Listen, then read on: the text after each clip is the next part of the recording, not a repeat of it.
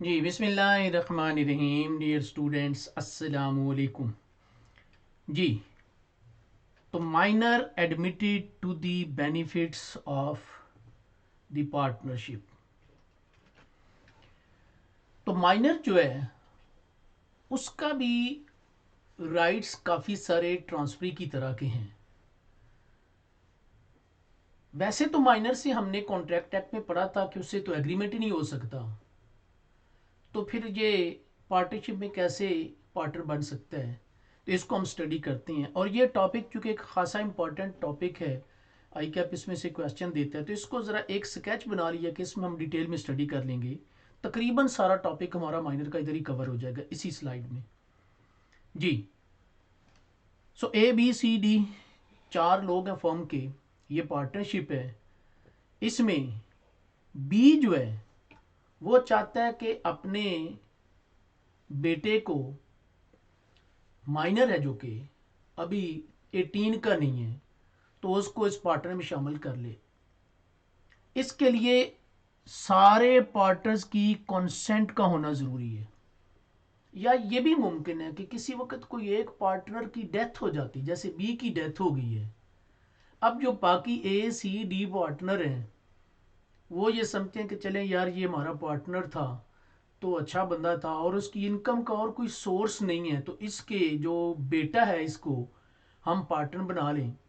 लेकिन वो अभी बिलो 18 है। तो अगर सारे तीनों एग्री हो जाते हैं तो with the consent of all, ये माइनर जो है जो कि बिलो 18 है इसको भी, और वो 18 कब होगा आपको पता है, बिलो 18 अगर वो इंडिपेंडेंट अपने माँ बाप के साथ है, लेकिन अगर वो किसी और के साथ, उसको गार्डियन के साथ है, तो फिर वो 21 होगी एज उसकी। तो माइनर जो है उसको ये पार्टनर बनाया जा सकता है।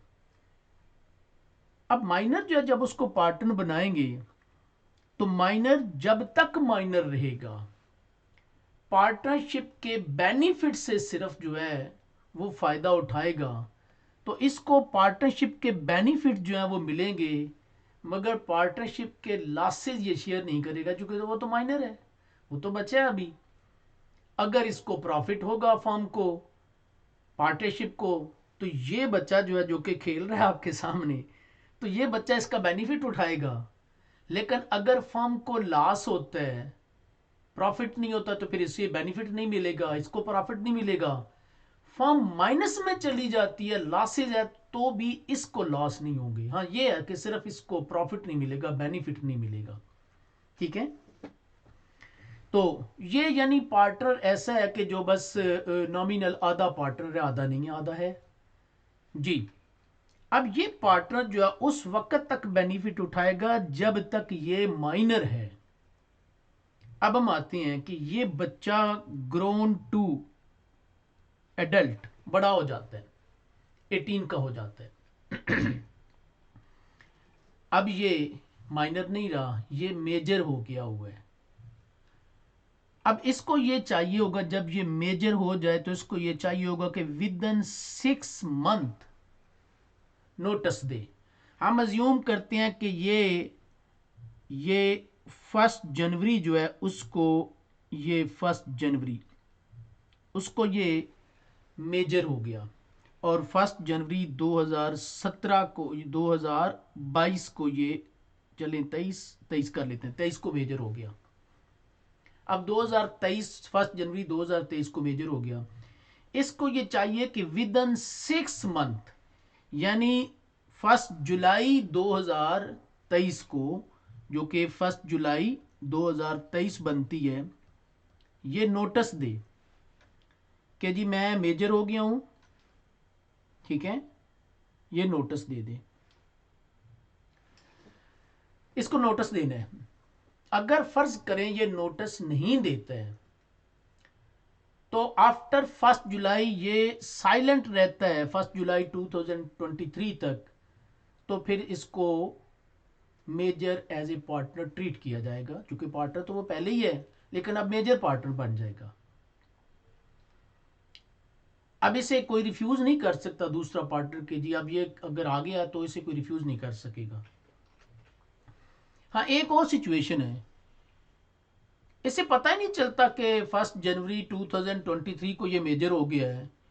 यानी हो सकता है कि इसके बाप के जो है वो कई सारे बिजनेस थे, तो कई सारे बिजनेस में ये उसने इसको पार्टनर बनाया हुआ था और इसे एग्जैक्टली पता ही नहीं था कि इस बिजनेस में भी ABCD का जो फॉर्म है इसमें भी मैं पार्टनर हूं, और उसे नहीं पता चलता। और उसे जाके पता चलता है जी 1 जनवरी 2024 को पता चलता है।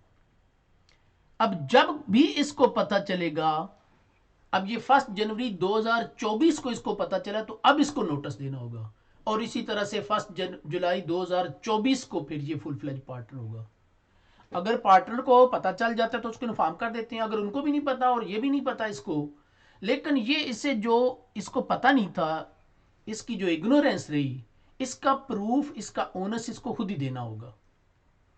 तो जो डेट या तो इसको पता चल जाए या और वो नोटिस दे दे, या पता नहीं चला तो बाद में पता चला, जब पता चला उसके 6 महीने बाद ये मेजर जो है वो काउंट होना शुरू हो जाएगा। अब ये मेजर हो गया है। अब क्या होगा, एक सिचुएशन तो ये है कि जब ये मेजर हो जाए तो वो कहेगा जी भाई मैंने ये पार्टनरशिप जो है ना मैं छोड़ना चाहता हूँ, मैं इस चक्कर में पड़ना ही नहीं चाहता हूँ।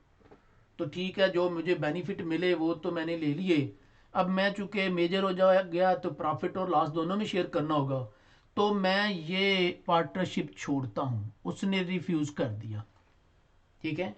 तो फिर क्या होगा, फिर उसके जो बेनिफिट उसने लिया वो तो लिया ही, बेशक उस दौरान अगर फर्म लॉसेज में भी गई, वो तो चूंकि सिर्फ बेनिफिट के लिए ही उसको एडमिट किया गया था, चूंकि वो माइनर था।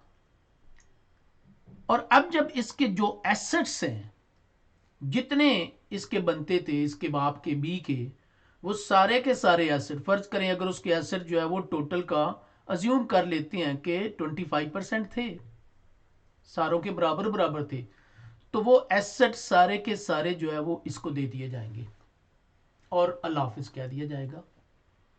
अगर फर्म को पास्ट में कोई लॉस भी हो गया तो इसको एसेट्स में से लॉस नहीं होगा, क्योंकि ये तो एज ए माइनर तो कंटिन्यू करता रहा। जब मेजर हुआ, अब उसको लॉस जो है वो बर्दाश्त करने थे, तो उसने तो अल्लाह हाफिज कह दिया, तो इसको एसेट में से कोई लॉस नहीं होगा। दूसरी सूरत यह है कि ये कहता है हाँ जी ठीक है, ये तो पार्टनरशिप अच्छी है और मुझे बड़ा बेनिफिट हुआ, मैं इसको अब भी कंटिन्यू रखता हूं। अब जब ये कंटिन्यू करेगा ना, तो फिर इसे ACD कहेंगे भाई बच्चे हमने तो बहुत सारे लॉसेस भी बर्दाश्त किए पास्ट में, लेकिन आप माइनर थे तो आप तो सिर्फ बेनिफिट ही लेते रहे ना। या ये है कि चलें आपको जब बहुत ज़्यादा हमें लॉस हुए तो आपको लॉस शिफ्ट नहीं किया गया, आपको प्रॉफिट भी नहीं मिला, तो हमने तो बेताशा लॉसेस भी शिफ्ट जो है वो बर्दाश्त किए हैं। तो अब अगर आप पार्टनर बनते हो तो वो तमाम लाइबिलिटीज़ को भी ओन करो। अब वो लॉसेस जो है अब वो ओन करेगा।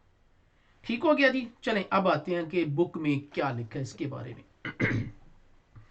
ए minor can not enter into a partner, तो एंटर नहीं हो सकता into a partnership agreement but with the consent of all, तो with the consent of all the partners for the time being a minor may be admitted to the benefits of the partnership. तो वो उस वक्त तक जब तक minor है वो पार्टनरशिप के सिर्फ बेनिफिट के लिए एडमिट हो सकता है और वो लॉसेस में शेयर नहीं करेगा।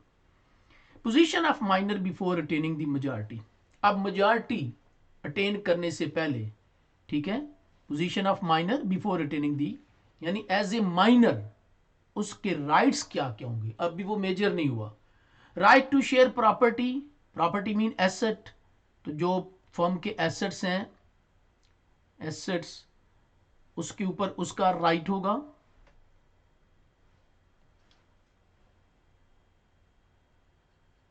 जी, right to share asset and profit of the firm as agreed by the partner. जी, तो उसको प्रॉफिट में राइट होगा, लॉस नहीं होगा उसको, ठीक है। और अगर फर्म डिसॉल्व होती है तो उसको प्रॉपर्टी एसेट का शेयर मिलेगा। Right to have access to accounts of the firm only and not to the secret book, जो अकाउंट्स ऑफ द फर्म है उसके ऊपर उसकी एक्सेस होगी, लेकिन सीक्रेट बुक्स के ऊपर एक्सेस नहीं होगी। Not to the secret books. कुछ ऐसी चीजें होती हैं जो सीक्रेट होती हैं, मसलन ऐसी चीजें सामने सामने तो बुक्स में चीजें लिखी होती हैं अकाउंट्स में, लेकिन कुछ सीक्रेट होती हैं जो कि कंपैटिटर को ना पता चले, वो सीक्रेट सामने वाली बुक्स में नहीं होते हैं। मसलन आपने जो है वो मार्केट में एक जो है वो सप्लायर से प्रोडक्ट बाय किया, रॉ मटेरियल बाय किया, लेकिन बाकी कंपैटिटर से कम प्राइस के ऊपर लिया, तो वो सीक्रेट है, वो इसे नहीं पता चलने चाहिए। इन तक उसकी एक्सेस नहीं है, क्योंकि ये तो भी माइनर है, बच्चा है, तो पता चले कि वो जाके कल कंपैटिटर को बता दे, तो वो बिजनेस को फिर लॉस होते हैं जी।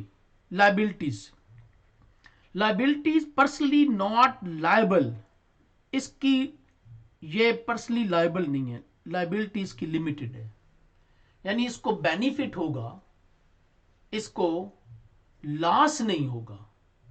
ठीक है, माइनस में तो कभी भी नहीं ना जाएगा, बस यही है कि प्रॉफिट नहीं हुआ तो इसको कुछ नहीं मिलेगा, ये प्रॉफिट हुआ तो इसको मिलेगा, प्रॉफिट नहीं हुआ तो कुछ भी नहीं मिलेगा। बाकी प्रॉफिट, बाकी जो शेयर होल्डर हैं, बाकी जो पार्टनर हैं, वो तो लॉसेस को भी शेयर करेंगे ना, लेकिन ये नहीं शेयर करेगा, तो ये पर्सनली लायबल नहीं होगा, इसकी लायबिलिटी जो है वो लिमिटेड होगी, यानी ये profit for partner for profit वाली सिचुएशन इसकी होगी जी, जो कि सिर्फ प्रॉफिट में शेयर करेगा। His share is liable for acts of the firm. हाँ, ये है कि जो फर्म का एक्ट है, अब उसका शेयर जो है वो लायबल होगा, यानी जो उसका शेयर है फर्म में, अगर फर्म से कोई फर्म के लॉसेज हुए तो उसमें वो जो है वो लॉस देना होगा जी। नो स्टेटस ऑफ पार्टनर, इसकी डिसेबिलिटी तो हमने लाइबिलिटी पढ़ ली, अब इसकी डिसेबिलिटी क्या है। नो स्टेटस ऑफ पार्टनर, ये पार्टनर नहीं है अभी, बस आधा सा पार्टनर, नॉमिनल टाइप पार्टनर है, यानी बेनिफिट ले सकता है और को बहुत ज़्यादा बिजनेस के अफेयर में ट्रांसफरी की तरह इंटरफेरेंस भी नहीं कर सकता, लेकिन उससे ज़रा बेहतर है, ट्रांसफरी तो बिल्कुल ही कुछ नहीं है ना। ठीक है, तो ट्रांसफरी तो कभी पार्टनर बन नहीं सकता, ये मेजॉरिटी एज के बाद पार्टनर बन सकता है जी। स्टेटस लेकिन जब तक माइनर है उस वक्त तक ये पार्टनर का स्टेटस इसका नहीं है। No suit against partner for profit and property except after disconnecting his relation, जब तक वो पार्टनर माइनर पार्टनर है वो फर्म के ऊपर प्रॉफिट या प्रॉपर्टी के लिए सू नहीं कर सकता। हाँ, अगर वो डिसकंटिन्यू कर देता है, डिसकंटिन्यू कर देता है, रिलेशन खत्म कर देता है एज ए पार्टनर माइनर, तो फिर वो कर सकता है। Not entitled to have access to books other than the account, तो ये सिर्फ ऊपर पढ़ लिया कि ये सिर्फ अकाउंट्स की बुक्स जो है वो जो सामने सामने चीजें हैं बस उस तक इसकी एक्सेस होगी, ये सीक्रेट बुक्स जो हैं उनकी तरफ इसकी एक्सेस जो है वो नहीं होगी जी। Position of a minor on attaining majority, अच्छा चले ऐसे है कि हम इसको मेजॉरिटी वाले केस को जो है वो हम पोर्शन को बाद में पढ़ लेंगे, क्योंकि ये फिर ज़रा लेंथी हो जाएगी वीडियो, तो हमने इसमें सिर्फ ओवरऑल वैसे हमने अपनी जो स्लाइड बनाई है उसमें तकरीबन ये माइनर का सारा पोर्शन जो है वो पढ़ लिया हुआ है, तो जो बुक में लिखा हुआ है राइट्स, लाइबिलिटीज, डिसएबिलिटीज़ वगैरह, और इसके बाद इंशाल्लाह बाकी हम अगली वीडियो में स्टडी करेंगे। अल्लाह हाफिज़ जी।